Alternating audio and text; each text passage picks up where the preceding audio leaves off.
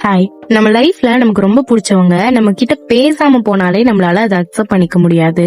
ஆனா அதுவே அவங்க இந்த உலகத்தை விட்டே போயிட்டா, ஆமாங்க, 16 இயர்ஸ் ஓல்டான ஒரு பொண்ணு கார்ல போகும்போது ரேடியோல ஒரு நியூஸ் வருது, ஹெலிகாப்டர் கிராஷ் ஆகி நிறைய பேர் டெத் ஆயிட்டாங்க அப்படின்னு. அட் ஃபர்ஸ்ட் அதை அவ சீரியஸாவே எடுத்துக்கல. லேட்டர் அந்த ஆக்சிடென்ட் நடந்த பிளேஸ கேட்ட உடனே கொஞ்சம் பயம் வந்துருச்சு. அண்ட் ஒரு கால் வருது, அதுல அவளோட பேரண்ட்ஸ் அண்ட் அவளோட சிஸ்டர் அந்த ஹெலிகாப்டர் கிராஷ்ல இறந்துட்டாங்கன்னு நியூஸ் வருது.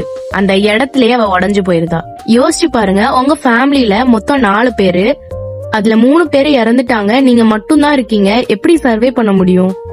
ஆனா அந்த பொண்ணு தனியா வாழ்ந்தா. அவங்களோட ரிலேட்டிவ்ஸ் கூட அண்ட் அவளோட ஃபேமிலில உள்ள அதர் மெம்பர்ஸோட சேர்ந்துதான் அவளோட லைஃப சர்வே பண்ணா. அவளோட எஜுகேஷனையும் கண்டினியூ பண்ணா.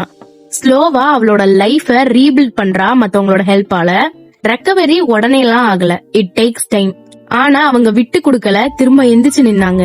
இவ்ளோ பெரிய லாஸ தாண்டி ஒரு பொண்ணு சர்வே பண்றான்னா ஏன் நம்மளால முடியாதா? Just think about it.